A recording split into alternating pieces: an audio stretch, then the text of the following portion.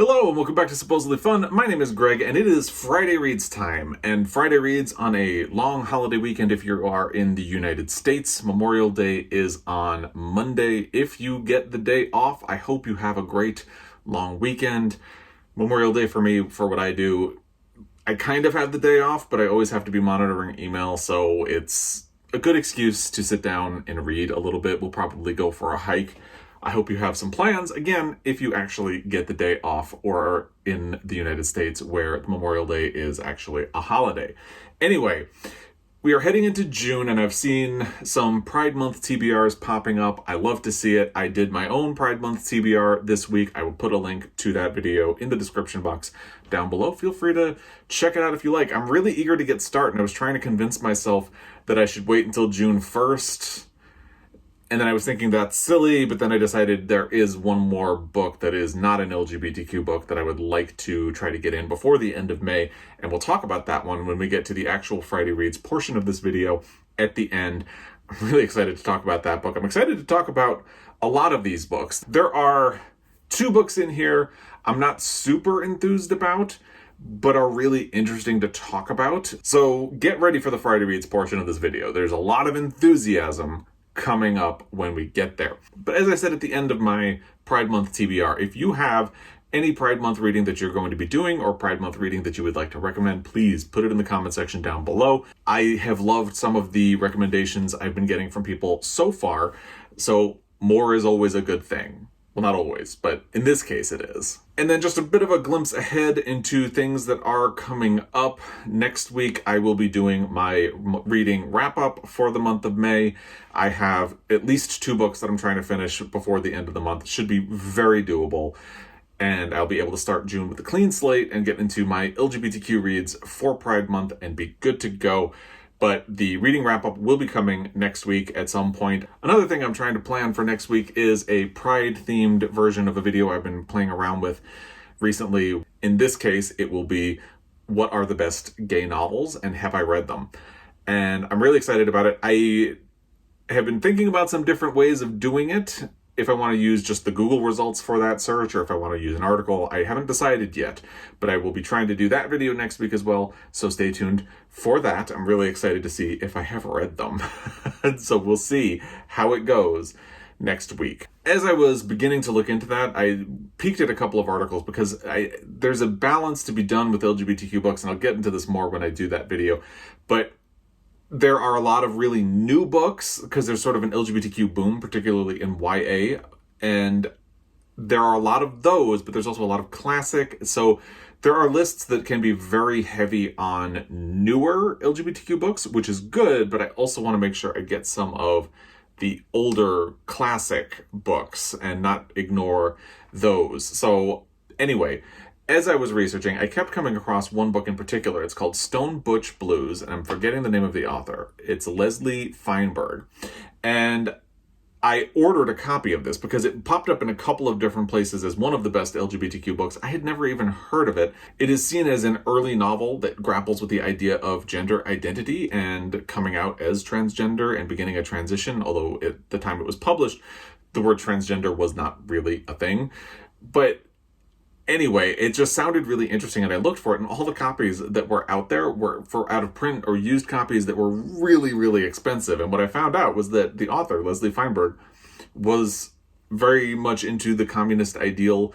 And before they died, they got the rights to the book back and wanted it to be available to anyone, regardless of how much money they had to purchase a book. So if you go to Leslie Feinberg's website, you can download a PDF of it, or you can purchase a copy of the book at cost from the website Lulu, and I'll put a link to the Lulu site down below. That's where I ordered it from. So I just thought that was really interesting, and I'll talk about this a lot more when I do my June book haul, but that's like a month away. So I wanted to put it out there right now since we're getting into Pride Month, and I'm really revving up my motor to get going for a lot of these things. And I'm just excited. Obviously, this is not going to be here in time for me to fit it in this Pride, but I'm really excited to have it on my shelf. It sounds like a really interesting book. Even if I don't get to it for a while, it's a classic LGBTQ book, and that's cool. I'm always down for that. And maybe it'll be something for next June. Maybe it'll be something I can get to during the rest of the year. I don't know. But because it is from a small publisher that does like a printing press type approach, it said it would take about 13 to 16 business days to arrive. And I'm assuming that means it will arrive somewhere mid to late June. I don't know. But I'm really excited about it, and I wanted to put that out there because it is available after all, and I almost missed that completely, so I'm glad I found that out. And if you would like to check it out, please do that down below. Now, before we get into the actual Friday Reads portion of this video, for the last 2 weeks, I have been doing Scraggler Questions from my 3K Q&A video when I crossed 3,000 subscribers. I had trailed off and didn't finish doing Q&A videos because there were just a lot of them. So in honor of crossing 5,000 subscribers, I am trying to finish off the questions and do at least one a week. Now, this one is also multi-part. It comes from Micmash, and the first question is, if you could read in any language other than English, which would it be and what books would you read? That is a tough question. I really do wish I spoke another language, and I don't. I took Spanish in junior high and high school, but never practiced it and never really got to the point where I was feeling comfortable to be fluent in it anyway. So it's basically lost to me at this point. My mother's family is all Italian, and I always wanted to speak Italian, so that is probably what I would actually go with. It's just one of those things. My mother spoke Italian, her parents spoke Italian, a lot of their relatives would speak Italian, although they speak a dialect of Italian that is now outdated and not really spoken anymore, which is kind of interesting because relatives would come to visit us from Italy and they didn't speak the dialect anymore. So even though they were family, even though they hadn't been in the United States for all that long, all things considered, there was a communication barrier between them, which is really interesting. But anyway, I didn't pick up any of the Italian at all, which is probably a good thing since they speak dialect, except for the words that I wasn't supposed to learn. So maybe if I learned Italian, it would actually complete my education and I wouldn't just know how to curse somebody out in Italian, which could come in handy, but I'd at least have a well-rounded understanding of the Italian language. And what would I read with it? I mean, anything. I would probably most specifically want to read some actual Italian authors, people who write in that language originally, because if I understood the language, then I could read their work on their terms, if that makes sense, like Italo Calvino, people like that. I think that would be really interesting. And the second question from Mitchmash is, do you have an internal monologue when you read? And I confess, I don't really know what that means. If it means, am I thinking to myself while reading? No, because if I'm doing that, I'm not able to pay attention to the book and I'll have to go back and catch up on all of the things that I missed. To be honest, I don't really know what that means. I'm sorry. And because of that, I don't really have a good way to answer that portion of your question. I'm sorry. It's my fault, not yours. And what are your favorite bands or singers? I have been a fan of the Supremes since I was a little kid. My parents basically raised me on what was called oldies back then, and it's still oldies now. Like music from the 50s and 60s and a little bit of the 70s, but mostly the 50s and the 60s. And I didn't really know that there was new music out there. I mean, I was aware because we would see movies and TV shows that had new music, but we didn't really have cable. My parents didn't really buy new music. So I was kind of aware of other things, but I was raised on a lot more of the 50s and 60s and a little bit of the 70s music, and I loved the Supremes. They were my favorite. I also loved the Beach Boys as a kid, but that didn't carry over as much into adulthood. I still love the Supremes, but every time I listen to them, I also get a bit of a headache because I'm just kind of like, oh, this is so not feminist. You don't want to be this woman in this song. You really don't. It's not good from that perspective, but I still love the music. I like the Rolling Stones, although that can be a little problematic as well. A lot of old things don't age very well. It's okay to admit that. Of course, I love the Beatles, and that's the kind of thing I grew up with. I have caught up on a lot of other things since then, but that is still the music that I love the most in my heart. I will also say that David Bowie had a huge impression on me, and in particular, as I was finally getting ready to come out of the closet, I was listening to his song Rebel Rebel a lot, and I will always be grateful to him for helping me through that process and all of that. And I will also say that I was aware of Billy Joel and Billy Joel's music before I met my husband, but he is a huge Billy Joel fan. And I was not really aware of Billy Joel's back catalog. I really only knew his popular songs like Uptown Girl, Piano Man, things like that. And through my husband, I've really gotten to know a lot of the smaller songs. And now I would actually say that a lot of my favorite Billy Joel songs are the ones that most people don't know. And I have this really deep appreciation for his music. We saw him in concert on New Year's Eve, I believe at the end of 2012, beginning of 2013. And that was wonderful. I'm not a New Year's Eve person. I feel like it's just a lot of drinking and partying, and that's never really been my thing. But that was an amazing New Year's Eve. It's just something I love to remember and think about. And I'm not a big music person, to be honest. I know that's a weird thing to say because obviously I like music, I enjoy music, but I am also tone deaf. So I enjoy it, but I don't have the same deep level connection to a lot of music that some people do. Like I have this friend, Andrew, back in New York, and I remember we were talking about a song once, and he said, oh yeah, when the drum really kicks in about a third of the way in, something like that. I was looking at him and thinking to myself, I never noticed that. And he was talking about another song, we'll talk about the bass and things like that, and it's just, I had no connection to it. So I enjoy music, I like music, but I don't have that really deep love and appreciation and understanding of it that a lot of people do. And maybe that's a weird thing to say. It is what it is. I am who I am. There it is. And with that, let's get into the actual Friday Reads portion of this video. I finished 2 books this past week. One of them has a little bit of an asterisk, but we'll get to that. I want to start with the one that I finished no asterisk first because I'm just really excited to talk about it. It is How the One-Armed Sister Sweeps Her Home by Cherie Jones. I mentioned that I was really enjoying this book last week and that I had kind of put it aside because I only had 100 pages left and I really wanted to finish The Bad Muslim Discount, which I happen to have sitting right there. And I knew that if I headed into the last 100 pages of this book, I was going to be completely absorbed. And sure enough, that is exactly what happened. This is a fantastic book. If this ends up winning the Women's Prize, it is shortlisted for that, I would be really happy with that. I think it's a very good book.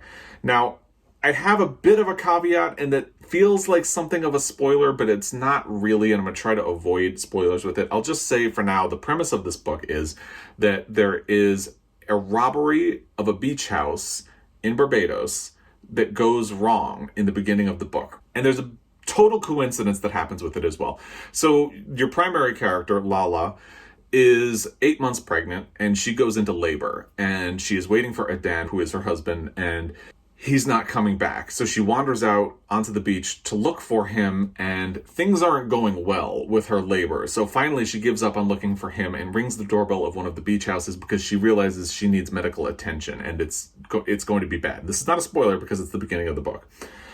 She rings the doorbell of the house, and it turns out, wild coincidence, that Adans, her husband, is inside that house robbing the owners of it at that exact moment. And her ringing the doorbell really sets off confusion and leads to him shooting the man who lives in the house.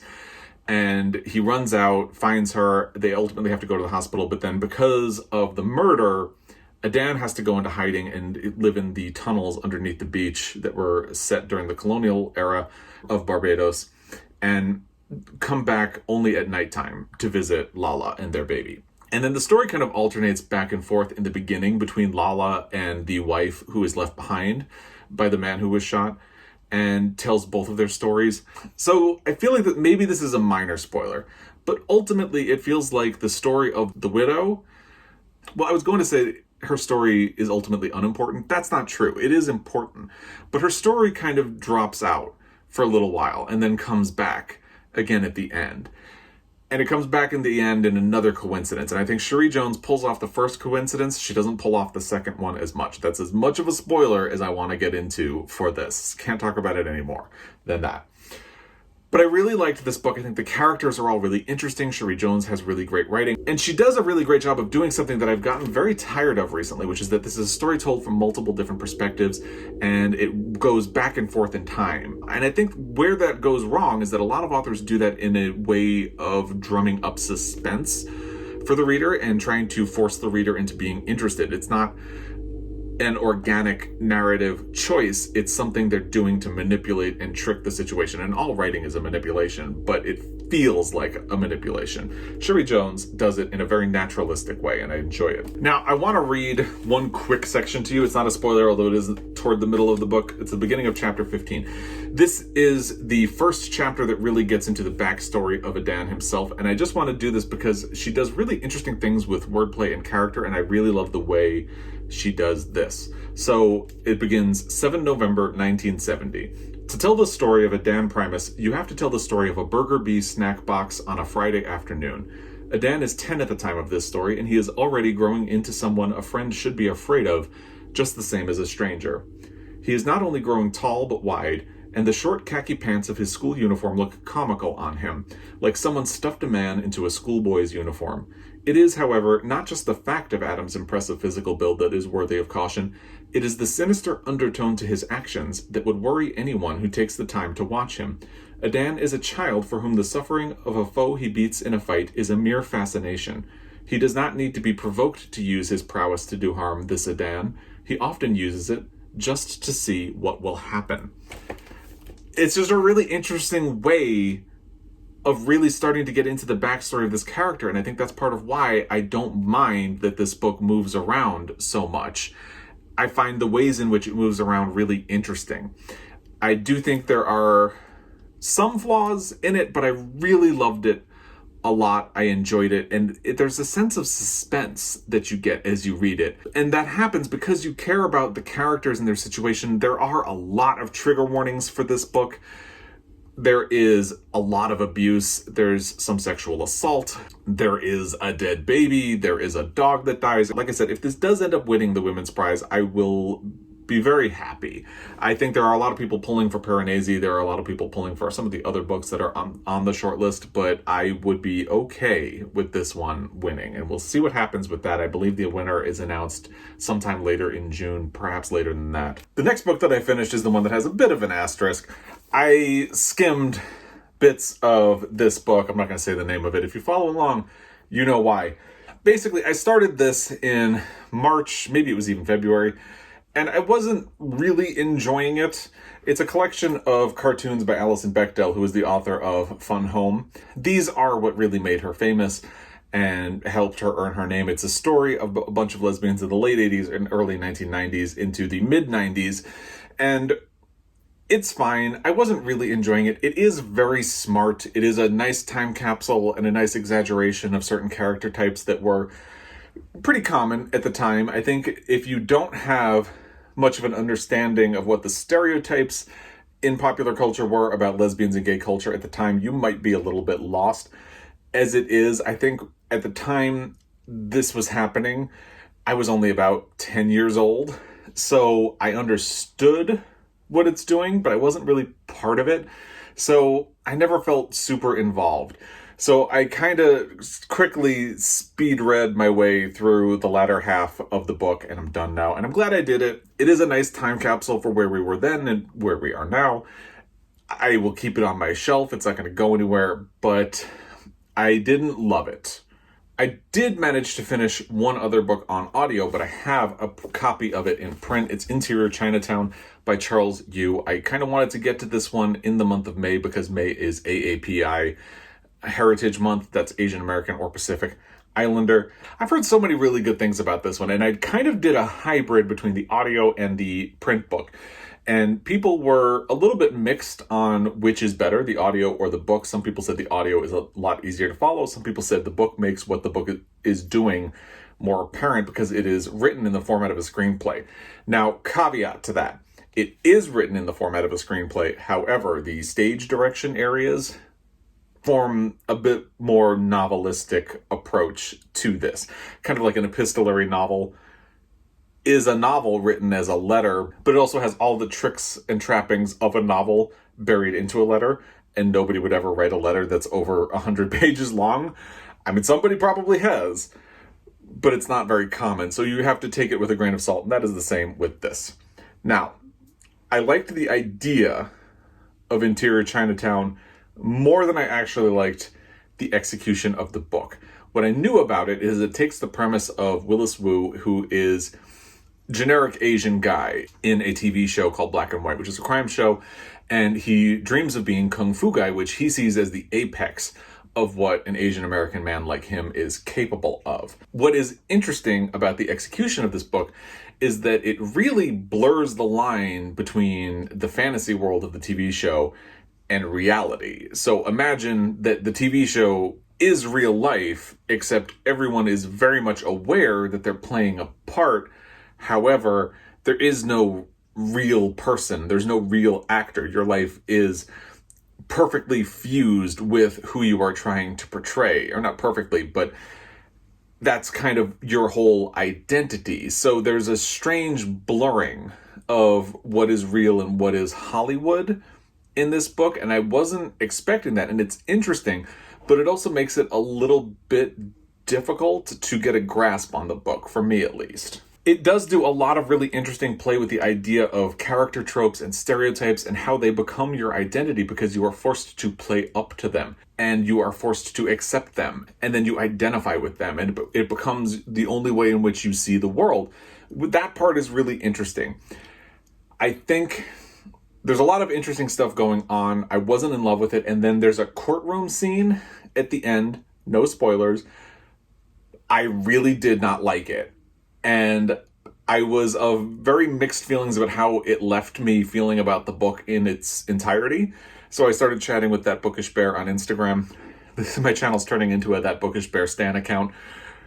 Check him out on Instagram. But he was kind enough to talk to me about it, and he kind of felt the same way, where it felt like that courtroom scene did a lot of explaining in a way that you didn't necessarily need. It's almost as if you get to the courtroom scene and it's like, here, let me lay out all of the talking points for this book for you. And it feels cheesy and melodramatic in ways that the rest of the book play with but aren't. And it kind of soured the rest of the feeling on the book. Now, it does end in a place where I get back to that idea of playing with the expectation of what you can be and being who you actually are. But I'm still of two minds when it comes to this book. I really like the ideas. I really like the creativity.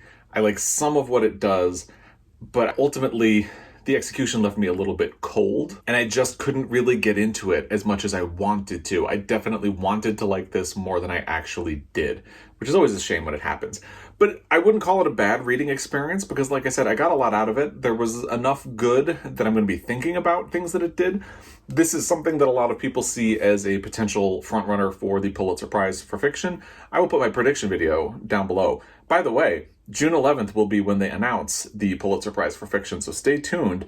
It's finally coming. And I think this book does do a lot of things that could catch the attention of the Pulitzer board or the Pulitzer jury. I just won't be super excited about it. And that's all. But I'm glad I read it, got it in during the month of May, and I'm glad I got it in before the Pulitzer Prize is announced, just in case. You never know. Now, because, as I said, I was doing a fusion of the audiobook and the print book for this, there were a couple of times when I ended up referring to the book just to see what it would look like. I did not make a lot of progress on a print book this week, but let's talk about the audio that I started once I did finish Interior Chinatown. I'm excited to talk to you about that. It's The Office of Historical Corrections by Danielle Evans. This is a novella and stories, and I've only read the first two stories, or listened to the first two stories, since I'm doing this on audio right now. But I'm really interested. They grabbed my attention. I think they do a lot of really interesting things. There's a lot of really great characterization in them. And I'm very eager to see where the rest of the collection goes. I'm not going to talk about it too much, so stay tuned for my May reading wrap-up because I have every expectation that I will be able to finish this by the time May ends.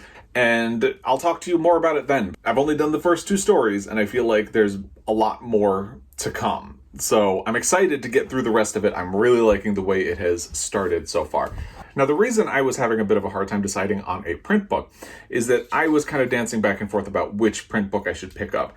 Obligation seemed to tell me that I should pick up Jasper Jones by Craig Silvey and finish it because it's a library book.